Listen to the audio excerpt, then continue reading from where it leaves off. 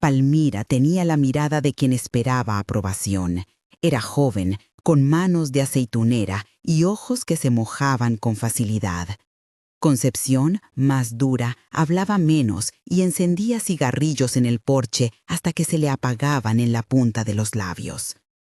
La noche en que todo cambió fue silenciosa en la finca. Había un olor de lluvia lejana y los grillos se detenían a ratos como si también ellos escucharan. Me desperté de pronto con la sensación de que algo en el cuarto no estaba como debía. La respiración en el corredor sonaba distinta, más pesada. Bajé al pasillo, descalza sobre la madera fría, y vi, a través de la puerta entreabierta de una de las habitaciones pequeñas, luces que no debían arder a esas horas, sombras que se movían con demasiada prisa. No quiero describir lo que vi con palabras que violen la dignidad de quien fue atacada. Lo que puedo decir, y lo digo con toda la claridad que me permite el recuerdo, es que presencié acciones que no tenían nada de sagrado. Vi manos que no pedían permiso, voces que no imploraban misericordia, sino que imponían silencio, cuerpos en posiciones de confusión. Vi a Palmira y al verla comprendí por primera vez que algo terrible se estaba cometiendo bajo la apariencia de una curación. Sentí un frío que me atravesó y entendí que la palabra revelación no es siempre luz. Salí con la ropa pegada a la piel, sin hacer ruido, llevándome el cuadernito negro que Venancio había dejado sobre la mesa del corredor, en su prisa o en su descuido, no lo supe. Las páginas olían a tinta, a polvo y a nombres. Había anotaciones en letra pequeña, fechas, iniciales, notas que yo solo pude leer como una constancia de encuentros que no tenían permiso. No eran solo nombres, eran fichas de un negocio oscuro que usaba la fe como moneda. Guardé el cuadernito entre mi ropa como quien esconde algo que si se expone hará explotar un pueblo entero. Volví a mi habitación y no pude pegar ojo. En la madrugada me hice un té, que aquella vez me supo amargo como la traición. Miré el embalse desde la ventana, su superficie lisa me devolvía mi propia cara distorsionada. Sentí que debía hacer algo, aunque el miedo me apretara la garganta. Hablar no era sencillo. ¿A quién acudir cuando el hombre acusado es quien repite tu nombre en la oración? La comunidad estaba dividida. Muchos negaban lo que yo sabía, otros preferían no mirar. Temían que la reputación de la iglesia se desgarrara y con ella la red de ayuda que en apariencia ofrecía. Me sentía sola, pero el cuadernito ardía en mi pecho como una promesa de verdad. Conocí a Irene por esas fechas. Irene tenía voz baja y manos de trabajadora.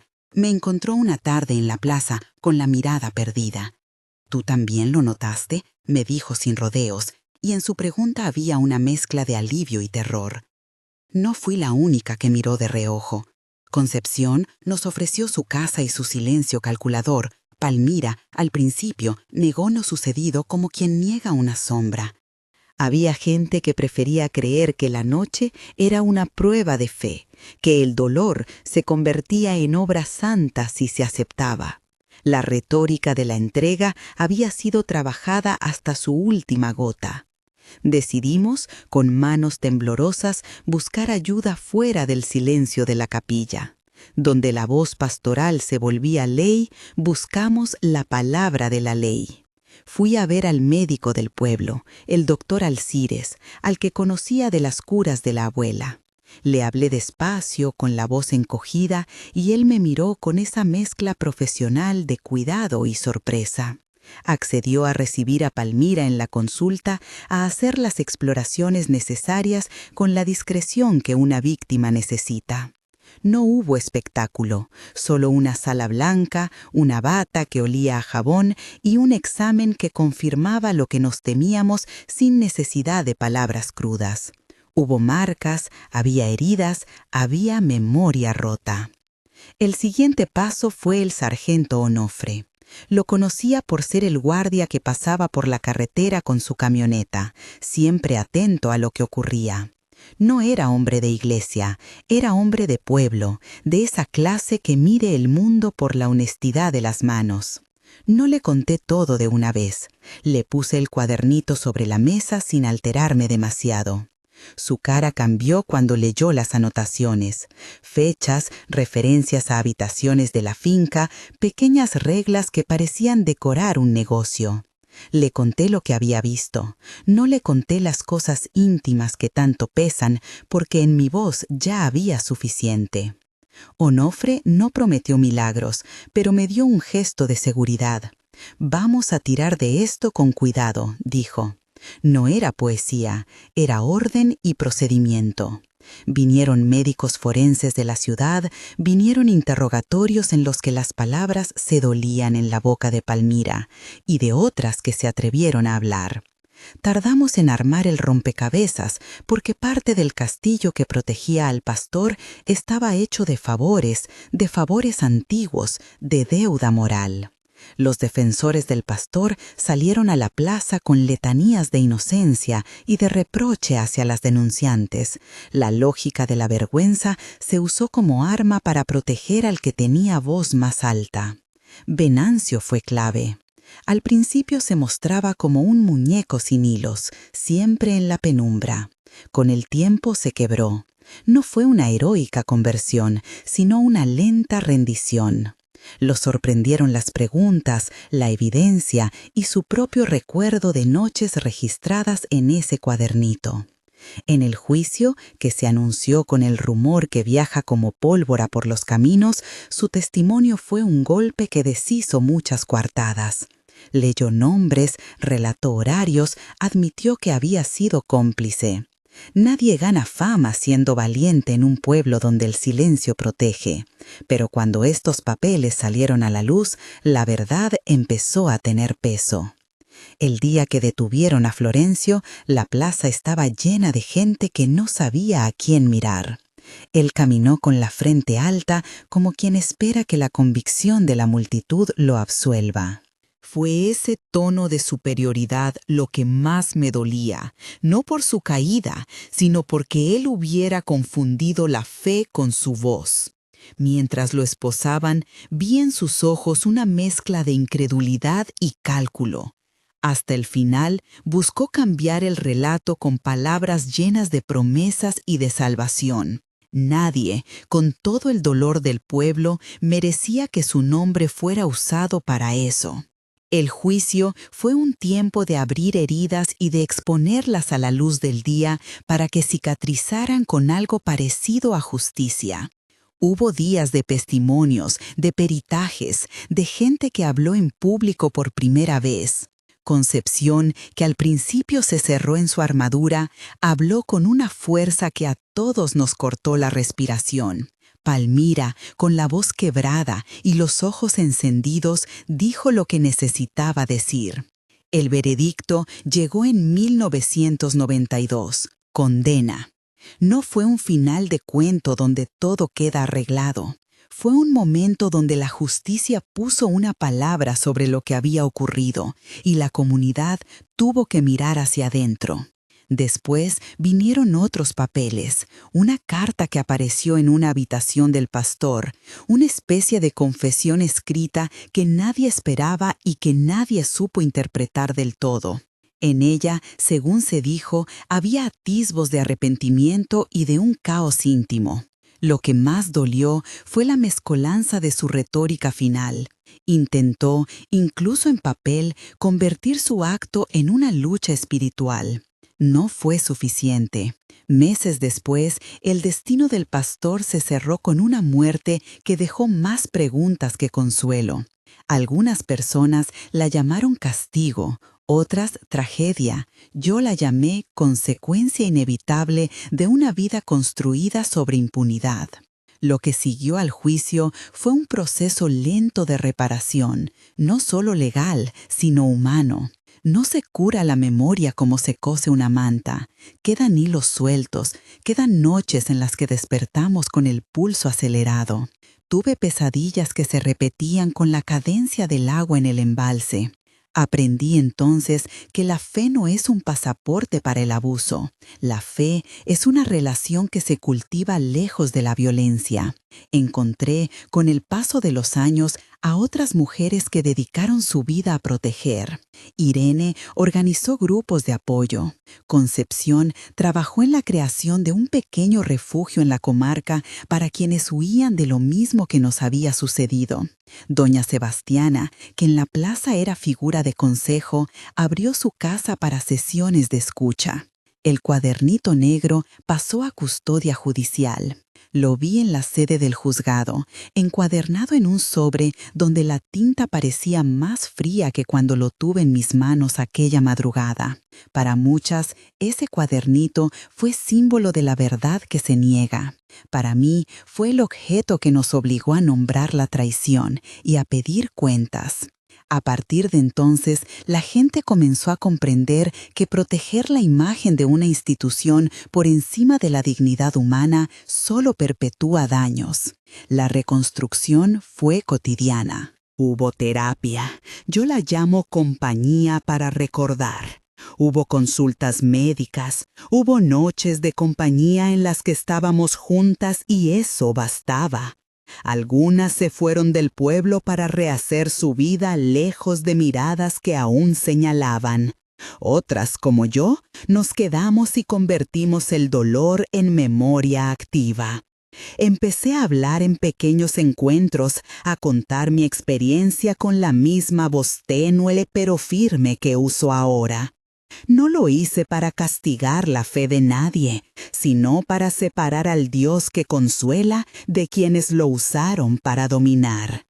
Pasaron años en los que la iglesia cambió de manos, se llenó de letreros nuevos, de cartas de arrepentimiento público que aún olían a retórica. En el pueblo se instauraron medidas, protocolos sencillos para atender denuncias, formación para líderes, líneas telefónicas. No fue por milagro, fue porque nos organizamos, porque no permitimos que la historia quedara enterrada. En los encuentros que organicé con otras mujeres surgieron pequeñas obras, una red de apoyo para víctimas, un refugio donde una vez una mujer me contó que pudo dormir sin miedo por primera vez en meses. Charlas en las aldeas sobre consentimiento y poder, comisiones vecinales que vigilaban las prácticas de líderes. Todo ello fue lento, a veces torpe, pero era algo. La herida no desaparece, se transforma. Aprendí a mirar el embalse sin que el reflejo me devolviera horror constante. A veces la superficie brillaba y veía solo agua.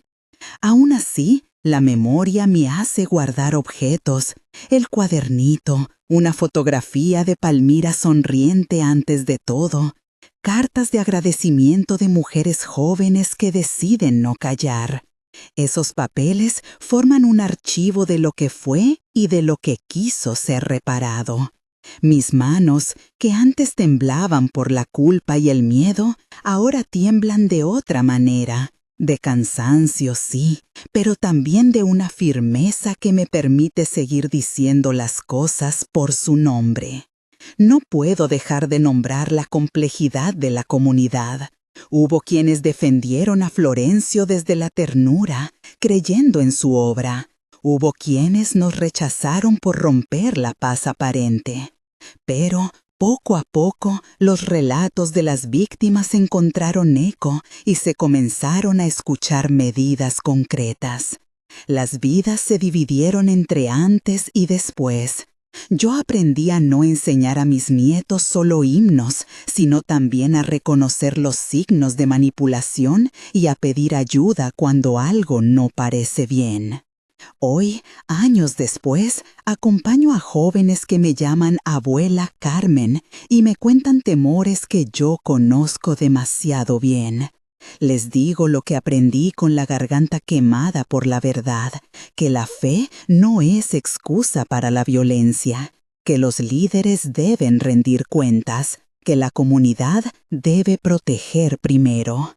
Les cuento cómo una taza de infusión cambió de sabor cuando su esencia fue adulterada, cómo la hamaca que creí refugio fue testigo de la decisión de levantar la voz, cómo el embalse, espejo traicionero, terminó enseñándome a mirar mi propio reflejo sin miedo. En mi casa aún guardo la hamaca. A veces me siento en ella y cierro los ojos. Siento el vaivén y veo, a ratos, la misma finca donde todo comenzó. Pero ya no me estremezco como antes. He aprendido que la resiliencia no es volver a ser la de antes, sino vivir con las marcas como mapa. Mi vida después del juicio no fue un premio, fue una tarea de cada día, acompañar, recordar, exigir cambios concretos. La herida colectiva se transformó en acción. Hoy hay protocolos en las iglesias de la comarca, hay formación para quienes lideran, hay teléfonos a los que llamar y casas que abren sus puertas.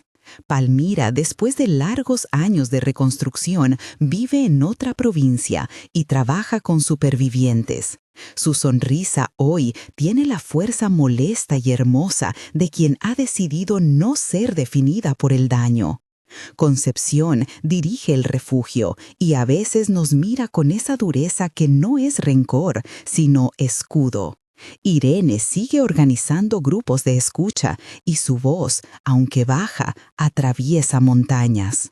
Cuando pienso en todo esto, no puedo evitar una mezcla de rabia y alivio. Rabia por el tiempo que nos costó ser escuchadas, por la manera en que la institución intentó proteger su imagen antes que nuestras vidas. Alivio porque, aún con costillas rotas, la verdad se abrió paso. Me quedo con la certeza de que el silencio no es neutral. El silencio protege al agresor y condena a la víctima. A quienes me escuchan hoy, les digo con convicción, no cedan el juicio de sus cuerpos a nadie. Busquen ayuda, apoyen a quien habla. No permitan que la reputación de una institución sea más importante que la dignidad de una persona. Enseñen a sus hijos que la fe es humilde y que el poder debe ser siempre cuestionado cuando se desliza hacia la violencia. Mi testimonio no quiere ser una sombra que asuste, sino una lámpara que ilumine. Cada historia que contamos es una señal para que otras no queden en la oscuridad. Si algo aprendí en la penumbra de aquella finca es que la palabra colectiva pesa y que unidos podemos forzar cambios de verdad. Hay noches en las que el recuerdo vuelve y me siento a rezar no para pedir castigo, sino para pedir consuelo. No renuncio a mi fe, la reconstituí. La fe hoy es más personal, menos dependiente de voces ajenas. Me arrodillo a veces en la capilla pequeña de la aldea, pero lo hago con ojos abiertos. Rezo por los que sufren, por los que tienen que decidir entre hablar y callar, por los niños que deben crecer sabiendo que su cuerpo les pertenece. Si esta historia te ha tocado, te invito a actuar, busca recursos, comparte con quien pueda ayudar, apoya organizaciones que ofrecen refugio y ayuda legal. En los créditos de este relato encontrarás enlaces y números para contactar, recursos que ayudaron a las mujeres de mi pueblo y que pueden ayudar a otras personas. No permitas que la historia se olvide por el peso de la vergüenza. La vida me enseñó que la justicia puede tardar, pero llega si hay testigos que se atreven a nombrar. La vida me enseñó también que la comunidad puede ser cómplice o puede ser escudo. Depende de quién alce la voz para proteger. Yo escogí alzarla. Sigo haciéndolo, porque mi nieta me pregunta qué es la dignidad, y yo quiero poder responderle sin tener que callar lo que he visto. En una tarde clara, con el embalse brillando como una moneda, me acerqué a la orilla. El agua reflejaba mi cara y las arrugas eran un mapa de supervivencia. Dejé allí una flor sencilla, en memoria de las que callaron y de las que hablaron. No es una ceremonia grandilocuente, sino un gesto. El agua escucha y guarda. Desde entonces, cada vez que paso por la finca, siento un peso menos en el pecho. Sé que hablamos y que cambiamos algo, que lo que viví no fue en vano. Queda mucho por hacer, pero mientras haya voces que se atrevan a decir, la oscuridad sabrá que no puede quedarse tranquila.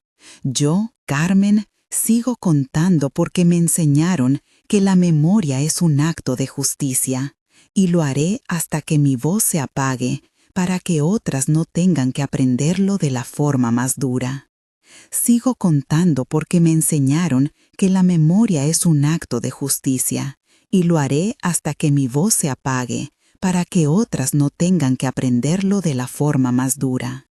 A la mañana siguiente me desperté con la luz fina que cuela la cortina. El pueblo aún dormía. En la calle solo se oía el rumor del río y algún perro que se estiraba perezoso. Preparé café, me senté en la mesa de siempre y miré la hoja de papel donde había anotado la charla que daría esa tarde en la escuela municipal. No era una conferencia solemne ni una lección de autoridades. Sería una conversación con chicas y chicos de 15 a 18 años sobre el respeto, el consentimiento y la responsabilidad de cuidar unos de otros. Pensé en mi nieta y en la pregunta que me hizo la última vez sobre qué es la dignidad. Encontré la respuesta en las líneas que había escrito. La dignidad es el derecho a ser, a decir no, a que te crean. La dignidad es también la obligación de no mirar para otro lado. Antes de salir, fui al granero donde guardo los folletos y los cuadernos. Concepción había enviado una caja con materiales para talleres, carteles con colores sencillos, testimonios editados de otras sobrevivientes, una guía para maestros. Concepción y yo nos habíamos vuelto rigurosas con las listas. Cada programa debía incluir cláusulas claras sobre cuidado pastoral, pasos para denunciar, nombres de abogados y números de casas de acogida. Habíamos aprendido de los errores, transparencia, protocolos concretos y formación continua, nada que se quedara en discursos bonitos. En la escuela me recibieron con nervios y amabilidad. El director, un hombre con canas que se disculpó por su timidez, dijo que el pueblo necesitaba hablar y que confiaba en nosotras. Los jóvenes estaban dispersos en sillas plásticas, algunos con mirada desafiante, otros apurados por sus auriculares, unos pocos atentos desde el principio. Aprendimos que la resistencia no tiene que ser solitaria. Una noche, mientras preparaba fichas para un curso de formación, recibí la visita de Irene. Llegó con una jarra de té y unos pasteles. Nos sentamos en la cocina y su voz, apenas un murmullo, desplegó historias de las rondas de escucha que organiza en el refugio. Me contó de una adolescente que llegó con miedo a salir sola, de una madre que no hallaba palabras para decirle a su hijo que debía creerle. Irene habló de silencios que eran contaminación y de pequeños gestos que eran medicina, una mano que aprieta la otra con firmeza, una llamada que no juzga, la presencia continua. Cuando la escuché, pensé en todas las veces en que el consuelo fue una red de manos humildes. Al mismo tiempo que creábamos, aparecían nuevas tareas: solicitar fondos, escribir proyectos, negociar con autoridades. Es una parte menos romántica, pero imprescindible. Hicimos cursos para aprender a presentar proyectos, a argumentar en oficinas, a exigir presupuesto para la salud mental. A veces me agotaba la burocracia, otras me sorprendía la voluntad de algunas funcionarias jóvenes que sí querían cambiar las cosas. En una reunión con el alcalde, un hombre que hace un año nos ignoraba y hoy nos miraba diferente, expuse la necesidad de un plan integral para la prevención en escuelas. No pedí escenarios imposibles, pedí compromiso y recursos. Él se comprometió a evaluar y a enviar personal a la formación. No todo se resolvió esa tarde, pero fue un paso. El juicio dejó huellas que requieren cuidados. Algunas de nosotras todavía soñábamos con la finca y los sueños eran trampas en las que a veces caíamos. He vuelto a tener pesadillas, la humedad del cuarto donde una vez me sentí atrapada, la voz que no paraba. Aprendí a pedir ayuda, aprendí a llamar a una terapeuta cuando las imágenes eran demasiado. También aprendí a transformar la pesadilla en relato compartido, a decir lo que me asustaba en voz alta para que la comunidad lo sostuviera. Eso nos hizo menos frágiles. Me acerqué a grupos en otras comarcas y desde allí conservé la certeza de que no éramos casos aislados.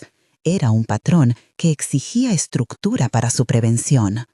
En una reunión con otras organizaciones, planteamos la necesidad de incluir en la formación a hombres jóvenes, no como culpabilización general, sino como conversaciones sobre masculinidades, sobre roles, sobre respeto. Fue un paso difícil porque algunos tomarían la invitación como ataque.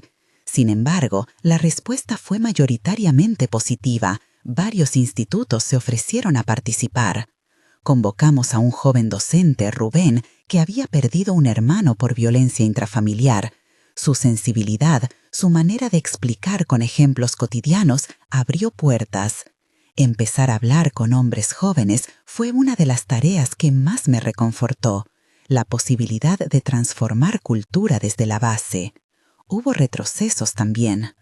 Un periódico local publicó una serie de artículos que intentaban minimizar lo ocurrido en la finca, mezclando hechos y rumores en una manera que hería. Pasamos noches respondiendo cartas, pidiendo rectificaciones, reuniéndonos con periodistas. No buscábamos venganza, sino verdad, que se contara bien lo que había pasado, sin sensacionalismo ni protección a los poderosos. Aprendimos a trabajar con la prensa. A veces, nada reemplaza una aclaración pública bien hecha. Aún así, lo esencial seguía siendo lo íntimo, lo cotidiano, una visita al refugio, una llamada a quien había declarado temerosa, un abrazo a la luz de una cocina. Una tarde, mi nieta vino a mi casa con su amiga y me preguntó si podía escuchar mi historia. Se sentó en la hamaca como quien prepara un examen de vida. Le hablé de los días en que me sentí pequeña, de las veces que dudé, de las personas que me ayudaron a recomponerme. Ella escuchó con ojos grandes y al final me abrazó con la ternura que solo las nietas saben dar. Abuela, dijo, gracias por decirlo. No hay pago mayor. La memoria nos obliga a mirar adelante. Por eso emprendimos un proyecto que hace tiempo teníamos en la cabeza, transformar la antigua casa donde sufrimos en un centro de prevención y memoria. No sería un lugar de duelo ni un santuario fúnebre, sería un espacio de formación, de talleres artísticos, de atención psicológica, de encuentros entre generaciones. Hubo debates. ¿Cómo llamar al lugar? ¿Se podría hablar sin revivir el daño? Decidimos llamarlo Casa de la Dignidad. Queríamos que su nombre recordara aquello por lo que luchábamos, el derecho de cada persona a existir con autonomía y respeto. La obra no fue fácil. Hubo escepticismo, hubo recursos que no llegaron, hubo vecinos que no comprendían. Pero también hubo manos que trabajaron, voluntarias, carpinteros que ofrecieron descuentos, una profesora de arte que propuso un mural. En una mañana de noviembre pusimos la primera piedra. Estuvimos todas, Palmira, Concepción, Irene, yo y otras mujeres cuya presencia llenó el patio de risas contenidas. Plantamos un árbol en el jardín y juramos cuidarlo como cuidamos nuestras memorias. Fue un gesto simple y contundente. Cuando vuelvo a la hamaca, con la sombra del árbol alargada en la tarde, pienso en todas las pequeñas victorias. Nadie nos devolvió el tiempo robado, ni nos borraron las marcas, pero hay algo que se mueve, la posibilidad de que una niña de hoy no tenga que pasar por lo que nosotras vivimos. Esa posibilidad vale cada hora invertida. Y si alguien me pregunta si ha valido la pena hablar y luchar, respondo con la voz serena que me costó devolverme. Sí, ha valido, porque cada vez que una mujer encuentra apoyo, cada vez que un joven aprende a pedir consentimiento, cada vez que una institución deja de mirar para otro lado, también cambia el pueblo. Sin embargo, la tarea no termina. Hay momentos de cansancio en los que me pregunto por la duración de nuestro esfuerzo. Hay días en que la burocracia y la indiferencia pesan como piedras.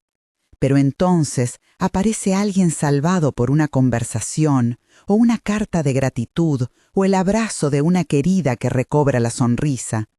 Esos instantes son la gasolina que nos empuja a seguir. Esa tarde, ya con la luz templada, me recogí en la capilla.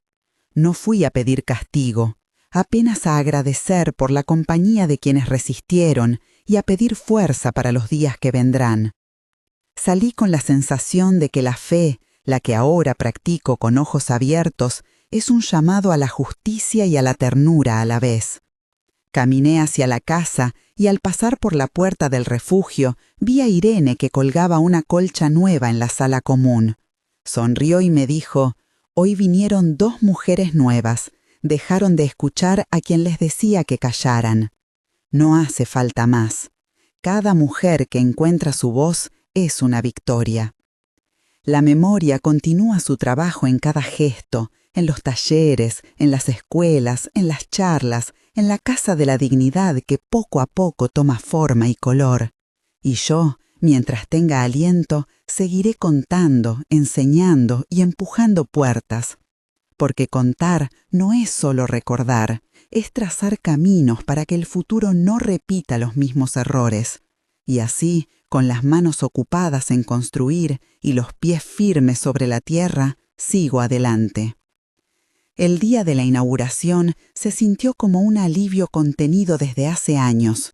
No porque todo estuviera resuelto, sabíamos que no, sino porque por primera vez la casa habló sin temblores. Dijo lo que era y para quién servía.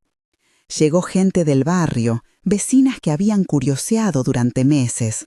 Una maestra de la escuela primaria que trajo a sus alumnos para ver el mural en proceso, y varias organizaciones que habían ofrecido apoyo técnico cuando las cuentas no daban. Pusimos una mesa en el patio alrededor del árbol que plantamos la primera vez.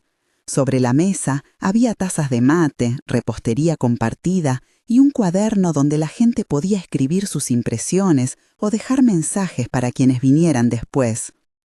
Abrí la ceremonia con pocas palabras.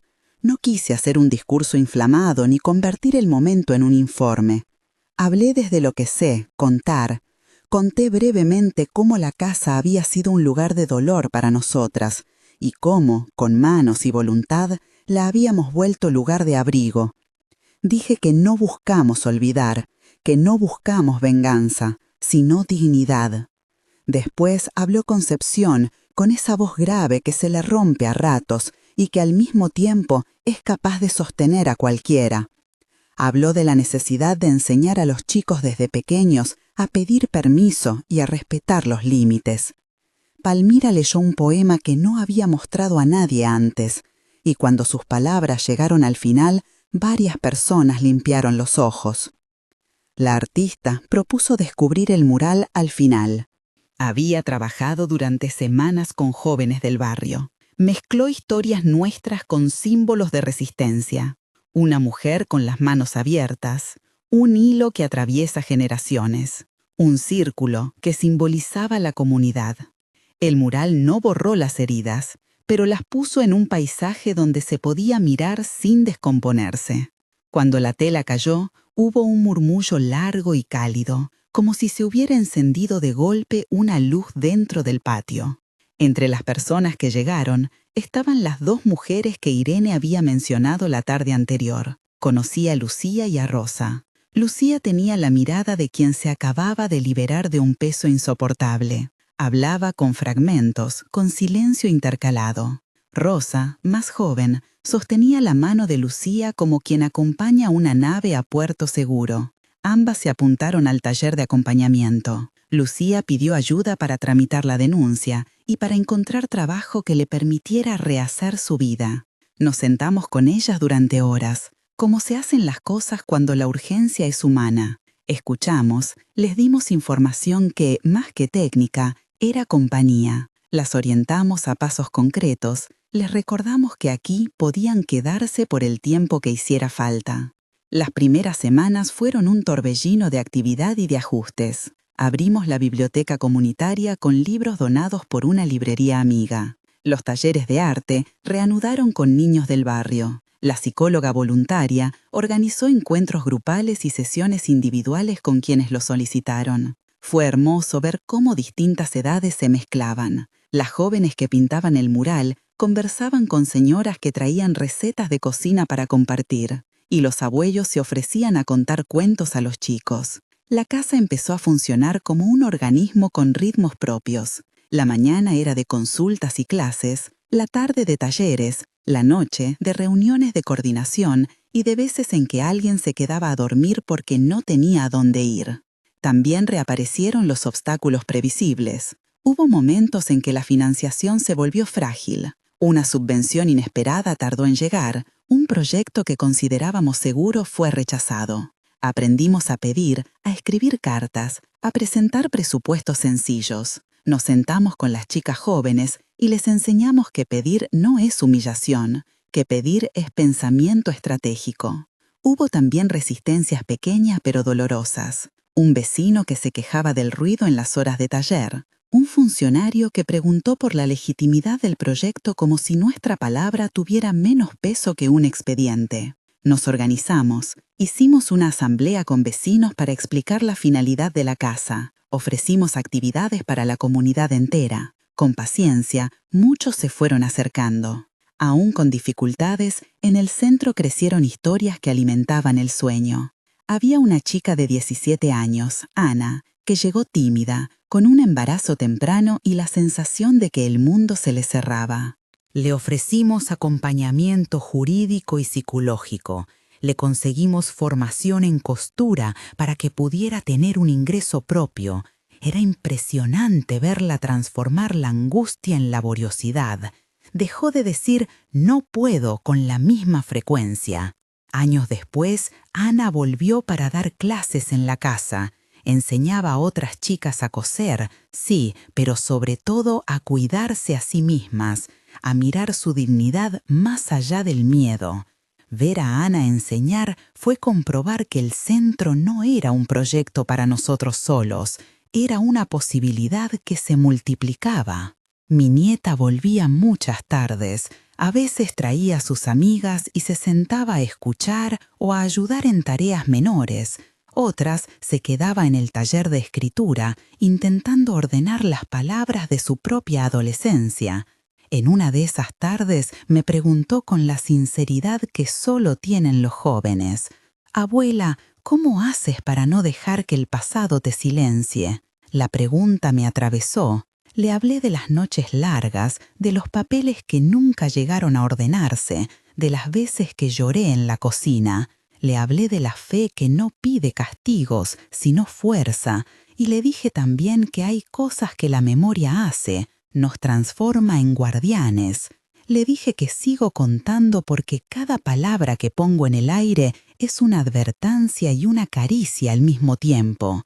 Ella tomó mi mano y me dijo: «Yo quiero ayudar, quiero que mis amigas sepan hablar de esto sin miedo. No hay mejor legado». Con el tiempo, integrarnos a las escuelas del barrio fue un paso necesario. Los maestros, al principio recelosos, aceptaron que diéramos talleres sobre consentimiento y comunicación afectiva. Trabajamos con niños y adolescentes, con actividades lúdicas y conversaciones honestas adaptadas a cada edad.